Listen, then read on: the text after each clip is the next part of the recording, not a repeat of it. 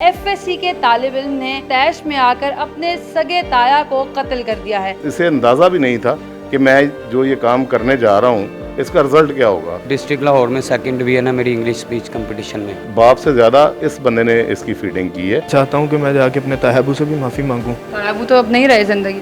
मैं उनकी कब्र पे जाना चाहता हूँ। अस्सलामुअलैकुम। डेली पाकिस्तान में एक नई स्टोरी के साथ मैं हूँ दुआ मिर्जा। नाज़रीन, लाहौर के इलाके मिस्री शाह में एक दिलखराश वाक़या पेश आया, जहाँ पर बगैर प्लानिंग के एफएससी के तालिब इल्म ने तैश में आकर अपने सगे ताया को कत्ल कर दिया है। जायदाद का तनाज़ा था जिसे आपस में तो डिस्कस नहीं किया, लेकिन एक गोली चलाकर उसने ये सोचा कि शायद तमाम मामला ठीक हो जाएंगे। ये वाक़या कैसे पेश आया और क्या वजूहात थी, मजीद ये जानते हैं हम इंचार्ज इन्वेस्टिगेशन मिस्री शाह मेरे साथ मौजूद हैं अख्तर महमूद साहब उनसे। ये बच्चा जो है, आप मुझे बता रहे थे अभी ऑफ द रिकॉर्ड कि क्रिमिनल नहीं है, इसका कोई सीआरओ रिकॉर्ड नहीं है, तो ये कैसे वाक़या पेश आया? अफजाल बेग साहब और शहजाद बेग साहब दो भाई हैं। इन्होंने सारी ज़िंदगी इकट्ठे स्पेयर पार्ट का कारोबार किया, एक ही घर में रहे, बहुत ज़्यादा प्यार था इनका। कप स्टोर हमारे इलाके में है, वहाँ इनकी दुकान है मोटरसाइकिलों के स्पेयर पार्ट की। 6 माह पहले अफजाल साहब फौत हो गए। उसके बाद शहजाद बेग जो उनसे बड़े थे, उन्होंने वो बिज़नेस और घर के मामलात को देखना शुरू किया और ये असफंद जो मरहूम भाई अफजाल का बेटा है, उनसे कारोबार अलहदगी के मामलात शुरू हुए, तो दुकान में इन्होंने दीवार तक कर ली। तो इसी असना में ये जो वक़ुआ पेश आ गया, इसने अपने ताया को फ़ोन करके घर से बुलाया कि वो बात करनी है, और अपने दोस्त उमर को साथ लिया और उसे फायर मार दिए। तकरीबन 24 दिन न्यू हॉस्पिटल में ज़ेरे इलाज रहे, वेंटिलेटर पे बहुत अजियत में, तो 3 तारीख को वो एक्सपायर हो गए। इन्वेस्टिगेशन में कोई ऐसा वाक़या सामने आया कि ताया जुल्म करते थे या ताया के साथ बदकलामी अक्सर होती रही या पुराने कोई क्लैशेस थे? असफन मुझे रात को ही बता रहा था, मेरे अब्बू स्कूल छोड़ने नहीं जाते थे, बल्कि ताया अब्बू मुझे नर्सरी प्रेप से लेके मैट्रिक तक मेरा बैग उठा के मुझे स्कूल छोड़ने जाते थे। बाप से ज़्यादा इस बंदे ने इसकी फीडिंग की है।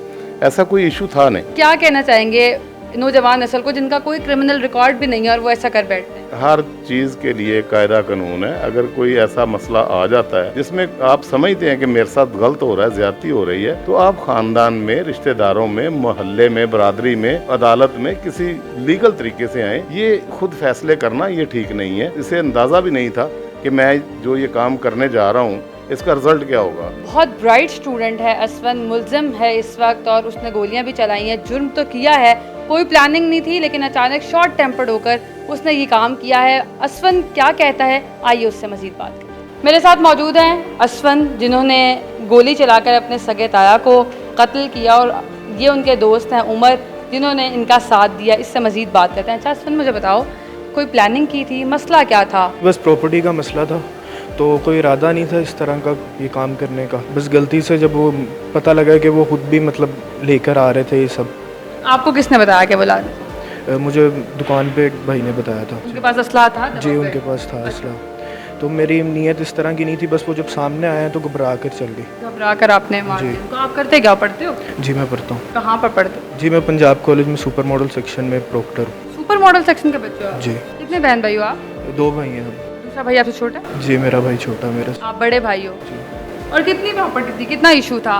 काफ़ी अरसे से चल रहा था, क्या चाह रहे थे? जी, मेरे अब्बू की डेथ की बात। ताया कोई जुल्म करते थे? जी, वो इसी तरह करते थे कि आपका कुछ भी नहीं है, और आप पार्टीशन कर दी थी शॉप में, और मैं चाहता था कि मैं पढ़ूं आगे, और वो कहते थे आपने खुद करना है जो करना है। मेरा कैरियर भी सारा लॉस हो गया इस वजह से। ये भी सुना है कि आपके ताया अबू आपको बचपन से लेकर मैट्रिक तक? जी, वो बिल्कुल बात ठीक है, मतलब वो उन्होंने हमेशा मुझे सपोर्ट किया, लेकिन अब्बू की डेथ के बाद वो समझ लें कि एक चेंज आ गया था उनमें, जिसकी वजह से ये सब हुआ। नौजवान नस्ल आपको देख रही है, घबराहट में आपने कत्ल किया, आपका कोई क्रिमिनल रिकॉर्ड नहीं, आप एक ब्राइट स्टूडेंट हैं, लेकिन आपने अपना पूरा करियर स्टेक पे लगा लिया है। तो क्या कहेंगे कि गुस्सा कितनी बड़ी चीज़ है? गुस्सा इंसान को यहाँ ले आता है जिधर हम हैं।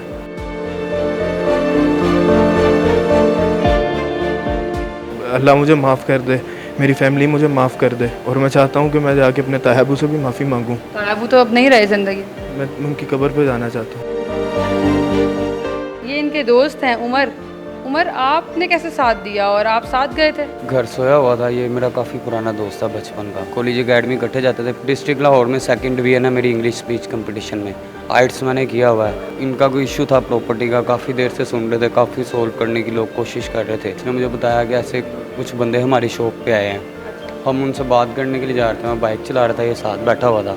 तो जब एकदम बंदा देखता है इस तरह की सिचुएशन में, वहाँ पे पहले ही सुना था कि कोई बंदा है वो कमीज़ उठा के सबको दिखा रहा है कि मेरे पास भी असला है, लेकिन ये घबराहट में पता नहीं चला। जब गोली की आवाज़ आई, पीछे देखा, उधर देखा तो क्या कहोगे अपने घर वालों से? आपके घर वाले आपको देख रहे हैं कि ये क्या कर दिया? खुद को भी बर्बाद कर लिया, घर को भी बर्बाद कर दिया, और इससे ज़्यादा किसी को क्या मैसेज दें? ये देख के समझदार बंदे के लिए बहुत है। जी बिल्कुल, ये दोनों क्रिमिनल्स नहीं हैं और ये बड़े ब्राइट स्टूडेंट है। 480 मार्क्स हैं असफन के।